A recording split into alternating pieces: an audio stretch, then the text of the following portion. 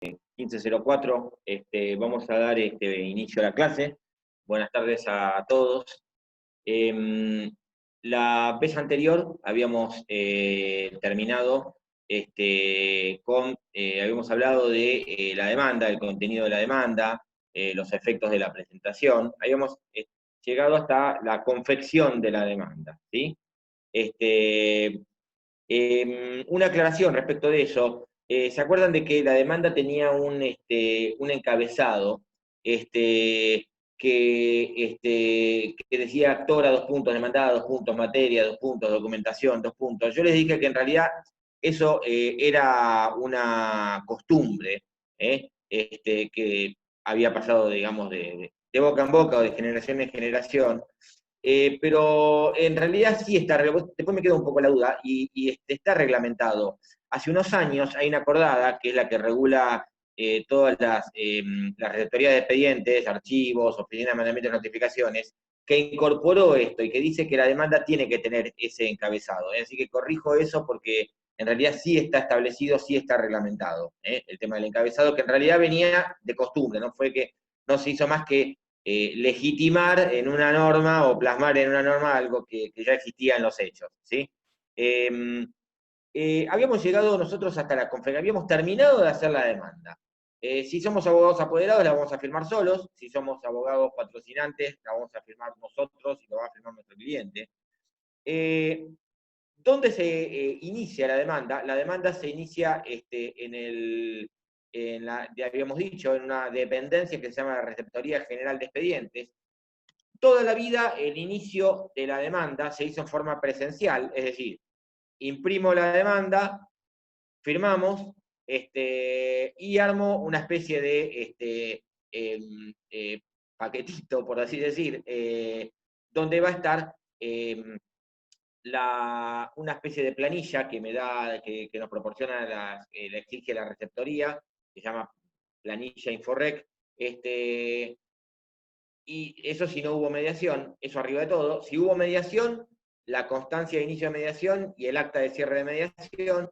Después, las boletas de pago de lo que decíamos la otra vez, tasa de justicia sobre tasa de justicia, ius previsional y el bono 8480,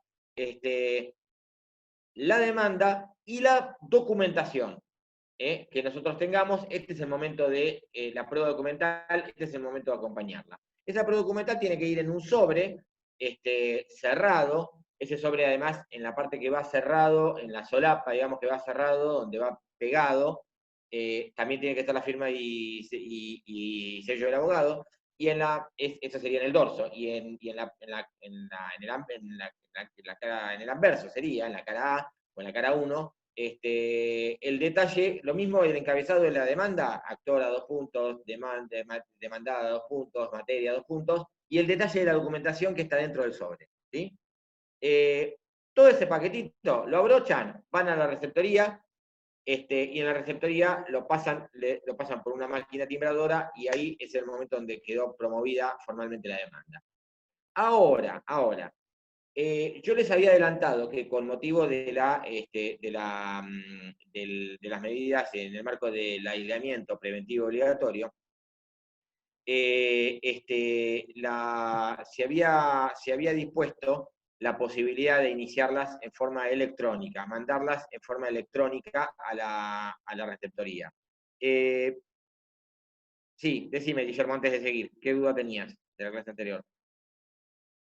Está viendo que la demanda es un acto de iniciación del proceso. Hay un alumno que pregunta, la demanda es un acto de iniciación del proceso y que no es la pretensión, pero se suele establecer la pretensión y la demanda en un mismo acto. No, la pretensión está contenida, la pretensión es un término abstracto, digamos, la pretensión no se ve ni se toca, la demanda se ve y se toca, ¿sí?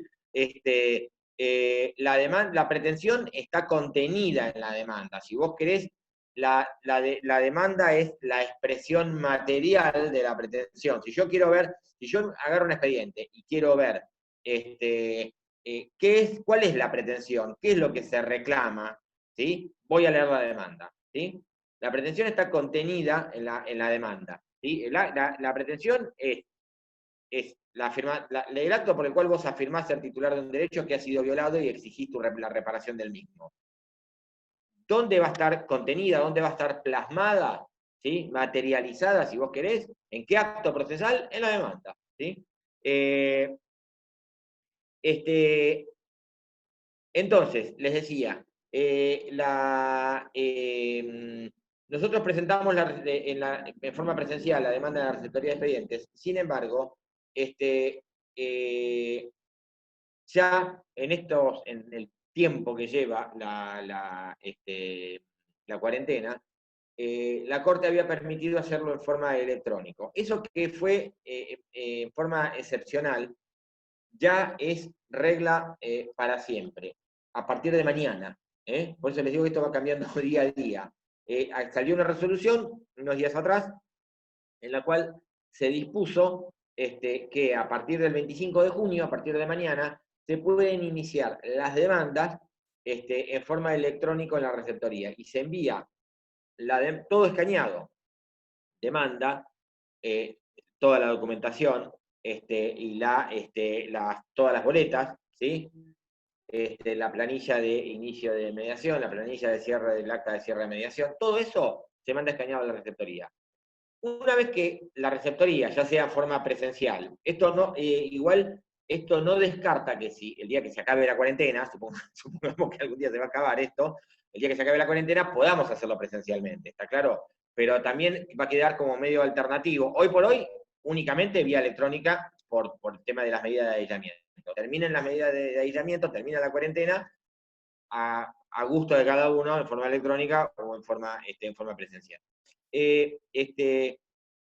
Una vez que la receptoría lo recibe, si hubo mediación previa, ahí ya se sorteó el juzgado que iba a intervenir y lo manda el juzgado ya sorteado.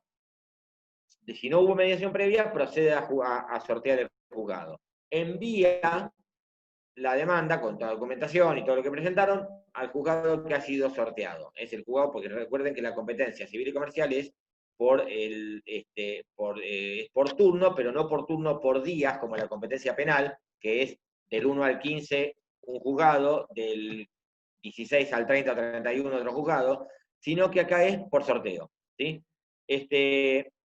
Sale designado uno de los 16 juzgados que hay en Mar del Plata, civil y comercial, y hay un empleado de la receptoría que, si ustedes lo presentaban en papel, va a ir con el paquetito que ustedes presentaron y lo lleva al juzgado. El juzgado le da entrada y procede a dictar lo que se denomina el primer despacho. Antes de meternos en esto, a ver, Vanessa, pregunta, que seguramente me responda después. ¿Cómo se da el traslado de esa demanda que se va a poder? Sí, ahora voy.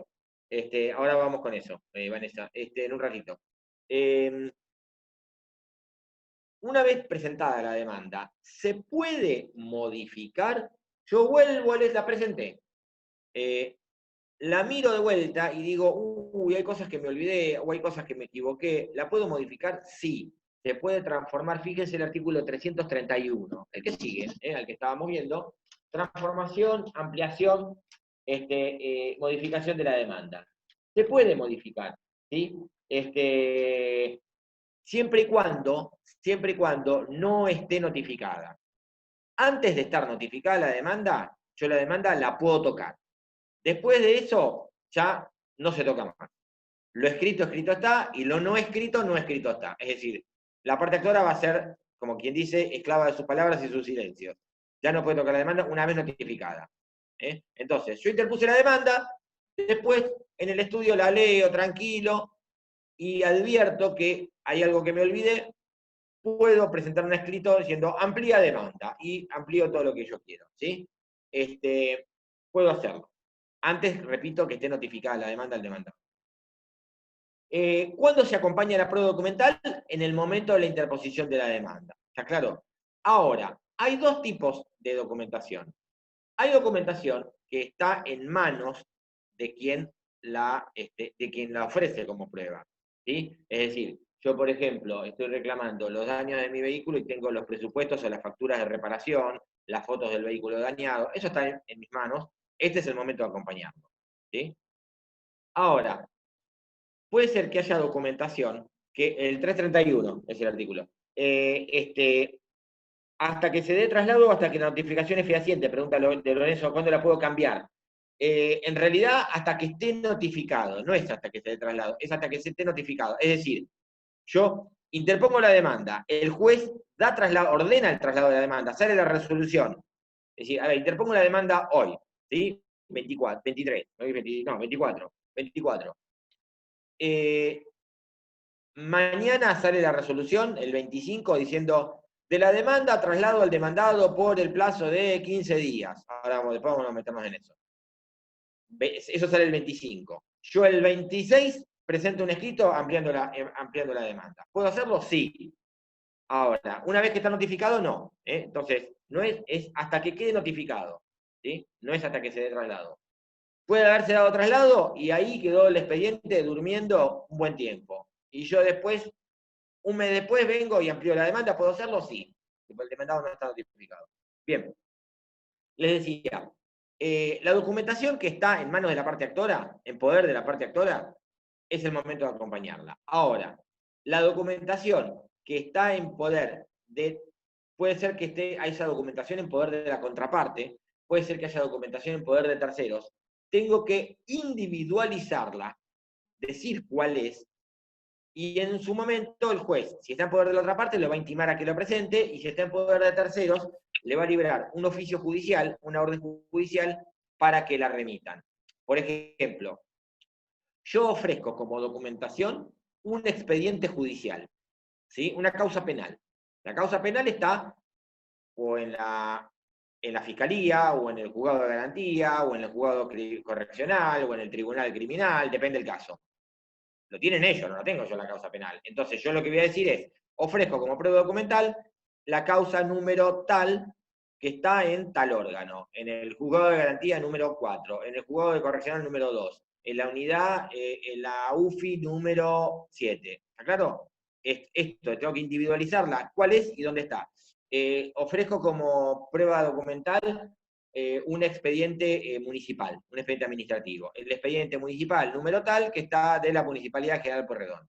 Entonces, en la etapa oportuna, el juez libra un oficio al juzgado penal, a la municipalidad, a los efectos que remitan esa documentación, o en su defecto, si no pueden remitir el original, porque a veces el original no se pueden desprender, esta dependencia, envían copias certificadas. Otro ejemplo, una historia clínica. Ofrezco como prueba la historia clínica número tal de la, no sé, Sanatorio 25 de Mayo, o Clínica Colón, lo que se les ocurra. Entonces, se le envía un oficio y ellos envían, o el original generalmente no, me envían una copia certificada por el responsable, por el representante legal. Puede ser por el director, el subdirector, etc. Si está en poder de la contraparte, yo quiero que ellos le acompañe su ejemplar, es un incumplimiento contractual. Yo quiero que acompañe su ejemplar del contrato. Yo quiero que acompañe y que muestre una factura, por ejemplo, que yo les pedí que está en su poder. Yo lo intimo a que la presenten. ¿Sí? ¿A dónde se pueden liberar, pregunta Lorenzo, a dónde se pueden liberar los oficios? ¿Únicamente a los lugares contenidos en la demanda, en la constatación? A los lugares que yo indique quién tiene la documentación. ¿Está claro? Es decir, si yo digo que eso lo tiene la Municipalidad de General Pueyrredón, a la Municipalidad de General Pueyrredón. ¿Está? Puede ser que cuando conteste la Municipalidad de General Pueyrredón, diga, nosotros nos desprendimos de esto y lo tiene otro órgano. Entonces ahí sí se va a poder enviar a otro órgano, a ese otro órgano. Les pongo un ejemplo. Yo ofrecí como prueba en un juicio donde se reclamaba el cumplimiento de la Ley de Defensa del Consumidor, había habido previamente un reclamo administrativo en la Oficina Municipal de Defensa del Consumidor, en la UMIC, ¿no? Entonces yo ofrecí como prueba el expediente de la UMIC, donde habían condenado a la empresa demandada a pagar una multa. ¿Siguen? Cuando fue el oficio, la OMIC dijo, nosotros ya nos desprendimos del expediente y lo mandamos a lo que llama la Secretaría de Premios, que es donde hacen los cobros de las tasas y multas municipales. ¿Sí? Entonces, yo ahí lo que pedí es, atento a lo manifestado por la OMIC, que me dice, yo ya no lo tengo más, lo mandé a otro órgano, en este caso judicial, pido que manden un oficio ahí, y está bien, el juez no puede decir que no y la otra parte no se puede oponer, porque en realidad no es culpa mía que la prueba ya no la tengan, no la tengan más. La prueba sigue estando, pero en otro lado. Si el órgano no contesta el oficio, bueno, si el órgano no contesta el oficio, no me quería meter en eso, pero si el órgano no contesta el oficio, se le aplica una multa y eventualmente podría llegar a, los jueces son medio reticentes a esto, pero se le aplica una multa. Por otro lado, eso es un delito. El 239 del Código Penal establece el incumplimiento de la función pública. Cuando vos te libran una orden judicial y te dicen que vos tenés que mandar una documentación, estás asimilado a un funcionario público, y si vos no cumplís esa orden judicial, eso es un delito. ¿Sí? Eso por otro lado. Y por otro lado, los juzgados son un poco reticentes. A mí me pasó hace poco con una compañía de seguros, donde le pedíamos una documentación, y la compañía de seguros no era parte en el proceso, podés pedir un allanamiento. ¿Sí? Ahí es más complicado porque además en el allanamiento no te va a poner a revolver toda la documentación para ver dónde está, es medio complicado. Pero sirve a veces un poco como instrumento de presión. Pero de hecho, en realidad me acuerdo que lo llegamos a hacer el allanamiento, llegamos el día con el oficial de justicia, entonces yo lo que dije es, miren, yo no me voy a poner a revolver papel por papel hasta que encuentre lo que yo estoy buscando. Lo único que les pido es que lo presenten, ¿no? Porque si no esto, tengo que mandar los antecedentes a la justicia penal, porque, repito, es un delito. ¿Sí? Eh, este, les decía, la documentación entonces está en mi poder, la tengo que acompañar, este es el momento, si no está en mi poder, tengo que indicar cuál es y quién la tiene. Si es la otra parte, se lo intima, si es un tercero, se le libra un oficio para que la remita. ¿Puedo más adelante acompañar documentación? Sí, fíjense, el 334,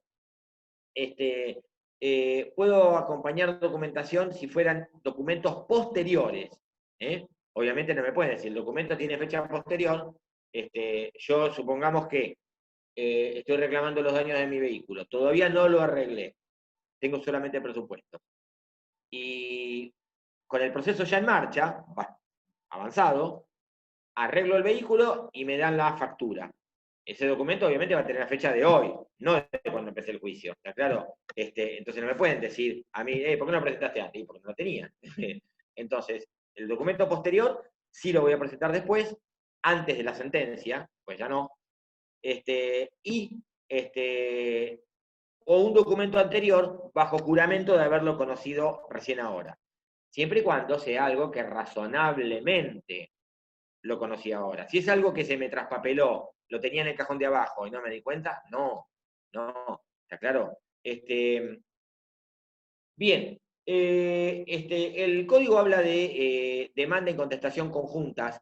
Existe la posibilidad de que se presenten conjuntamente la demanda y la contestación. Esto, la verdad, yo no lo vi nunca ni lo voy a ver jamás. Porque la verdad que si las partes están tan de acuerdo en presentar la demanda y la contestación, hubiesen solucionado el conflicto y no estaríamos en presencia de un proceso. Pero está prevista la posibilidad, que los dos juntos presenten la demanda y la contestación. El juez recibe la demanda. Ante la recepción de la demanda, el juez tiene dos posibilidades. Lo que va a hacer el juez es, primero, va a examinar su competencia, que es competente, y si no, se va a declarar incompetente. Y por otro lado, el juez también lo que va a hacer es examinar los hechos, a ver si, además de que claramente está su competencia, va a examinar la demanda, si está cumplido el artículo del 330, y también va a examinar si si esta demanda puede llegar a prosperar. No está diciendo el juez que vaya a prosperar, pero sí puede llegar a prosperar. ¿Por qué? Fíjese el artículo 336. El artículo 336 lo que dice es rechazo in limine. ¿Qué significa in limine? De plano. ¿Sí? ¿Qué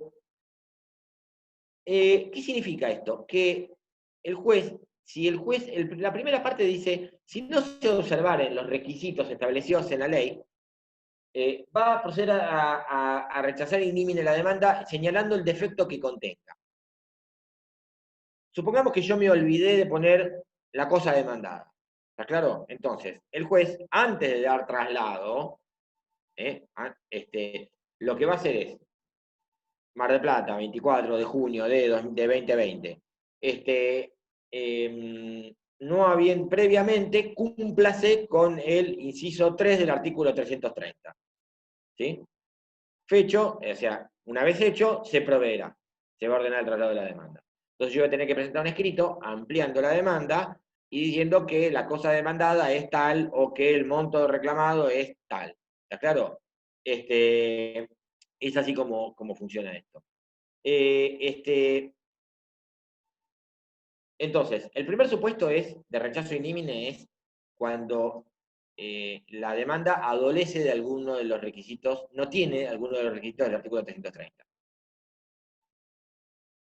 También puede ser que el juez le pida que aclare los hechos para determinar si realmente es competente o no. Y el segundo supuesto de rechazo in limine es cuando la demanda es improponible. ¿Qué significa que una demanda sea improponible? La demanda es improponible aun cuando se prueben y sean ciertos los hechos afirmados en la demanda no va a prosperar. La pretensión no va a prosperar. El juez ya sabe que no puede hacer lugar a la pretensión. ¿Por qué? Porque no tiene ningún sustento en derecho o porque el objeto es ilícito. Les pongo un ejemplo concreto y real.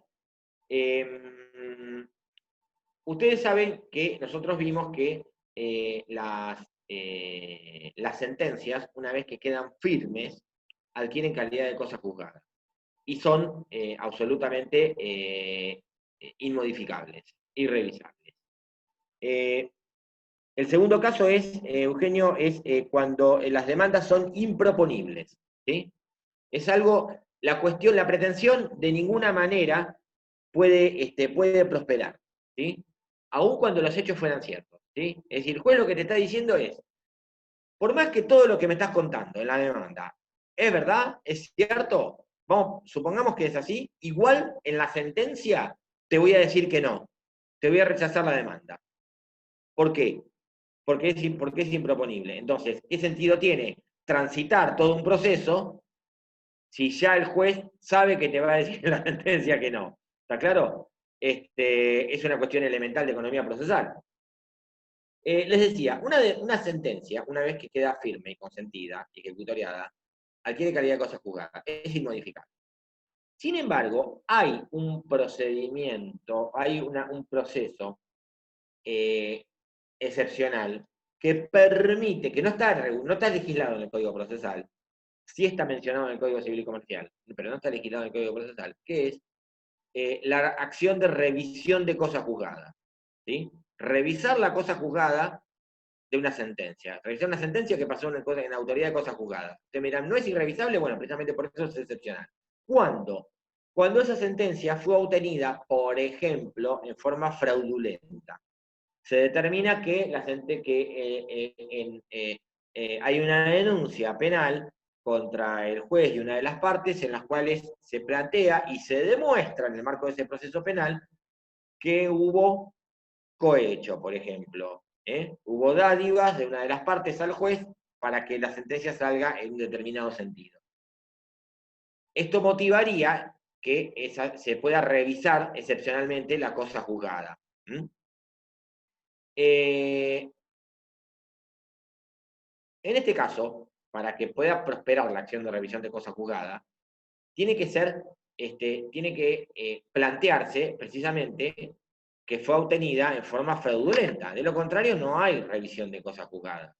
No puedo yo pedir la revisión de cosa juzgada porque posteriormente cambió la jurisprudencia. ¿Está claro? O posteriormente cambió la ley. No, ya está, la sentencia está firme. Si después cambió la jurisprudencia, después cambió la ley, lo lamento mucho. ¿Está claro? Eh, este, este caso que yo les cuento es un supuesto real, que se origina inclusive en Mar del Plata, que es Fernández Lo estoy escribiendo en el chat.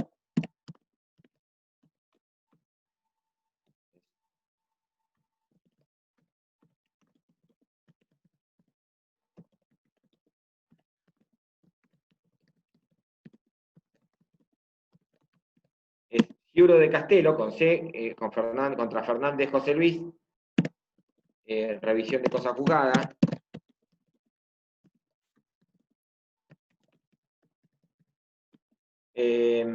La sentencia es de la Suprema Corte. El caso era, originalmente era del Tribunal de Trabajo número 3 de Mar del Plata.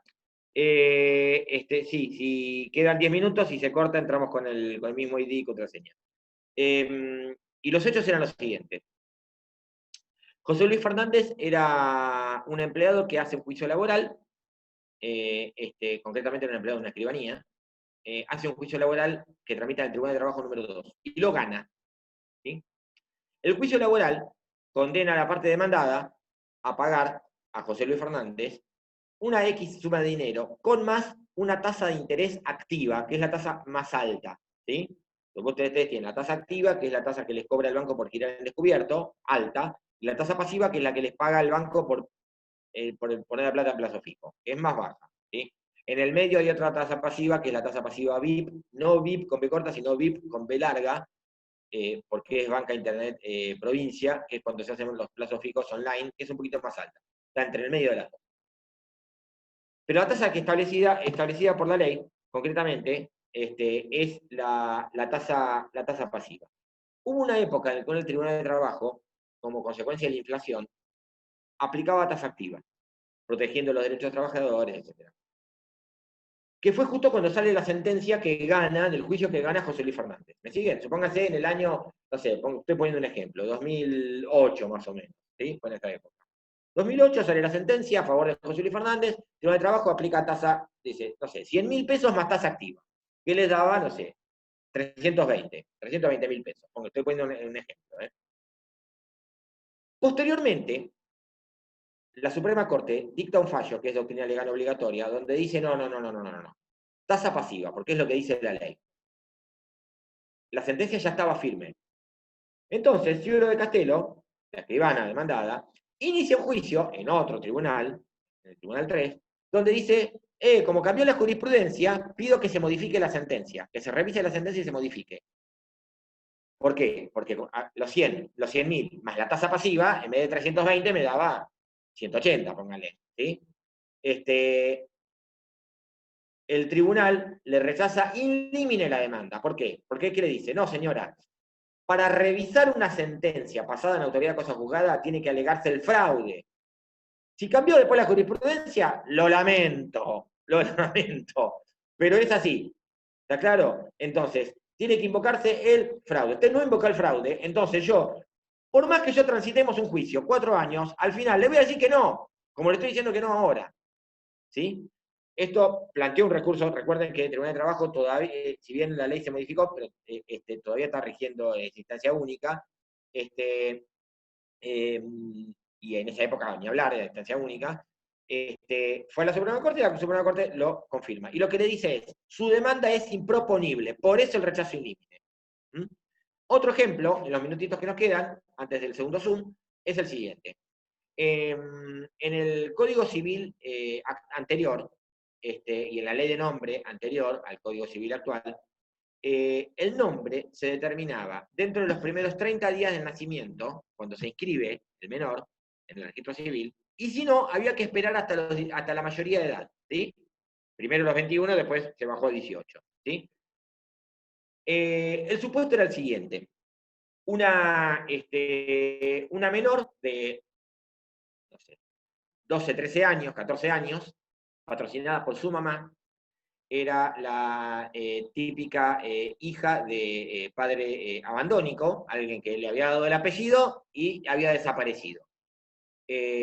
A su padre jamás lo veía, y de hecho a ella socialmente la nombraban y la identificaban con el apellido de su mamá, no con el de su papá. ¿Por qué? Porque el papá no lo conocía a nadie, ni siquiera a ella. Entonces inicia un juicio por modificación de nombre. y pide que le quiten el apellido de su papá y que le pongan el apellido de su mamá. ¿Sí? El tribunal, lo que eran antes de juego de familia, se llamaban tribunales de familia, eran como tribunales de trabajo, de instancia única, después se modificó y se creó juzgado de familia de primera instancia.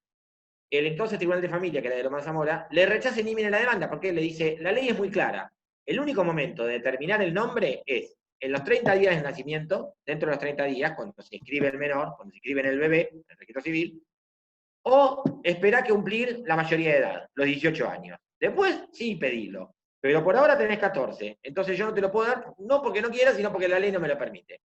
Van a la corte y la corte le dice, es una demanda improponible. Es una demanda improponible.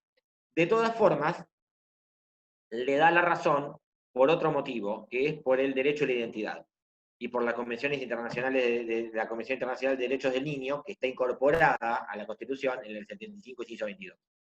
O sea, forma parte de la Constitución, son normas constitucionales, establecen el derecho a la identidad, y por ese lado sí entra. Pero si no era por eso, la demanda era improponible. ¿Por qué? Porque la ley ya le decía que no, tenía que esperar hasta la mayoría de edad para el cambio de nombre. ¿Entienden? A eso nos referimos con el rechazo in limine. Esto es excepcional, excepcional. Ante la duda, esto es una discusión también, que en algún congreso se ha discutido, ¿no? Una vez alguien que presentó una ponencia donde decía que el juez tiene que tener amplias facultades para las demandas improponibles, y hubo otro abogado, casualmente uno de los titulares de Derecho Procesal de Mar del Plata, el doctor Constantino, que pidió la palabra y dijo, no, momentito con esto, porque si no, nunca va a cambiar nada. ¿Sí? Es decir, por ahí hay veces cuando uno plantea la inconstitucionalidad de una norma, bueno, sí, la demanda en principio a priori puede ser improponible y puede ser una locura o puede ser una disparatada, pero al final termina prosperando. Y inclusive él pone un ejemplo que en ese momento era reciente. En nuestro país durante muchísimo tiempo, hasta el año 87, no existía el divorcio vincular. ¿Cómo aparece el divorcio vincular? No te podías, el que se divorciaba legalmente no podía volver a casarse en el registro civil. Por eso existían los casamientos en México, Paraguay y eso. ¿Cómo se originó esto? ¿Saben cómo se originó? Se originó porque un señor que no estaba harto de estar conviviendo con la misma persona hace 30 años, no estaba harto de convivir con esta persona, sino estaba harto de no poder casarse, planteó la inconstitucionalidad. ¿Sí? Y al principio eso era improponible, ¿no? Él pidió casarse. La ley decía que no podía casarse. Llegó a la Corte y la Corte le terminó dando la razón. La Corte de la Nación. Y eso forzó la ley 23.515, que modificó el Código Civil e incorporó nuestro derecho al divorcio vincular. Estamos hablando, esto fue en el año 86 y la ley salió en el 87. ¿Sí? Entonces, los jueces tienen que ser muy prudentes a la hora de evaluar el rechazo in limine de una demanda. ¿Sí? Ante la duda, dale curso al proceso. Ese es el consejo. ¿Sí?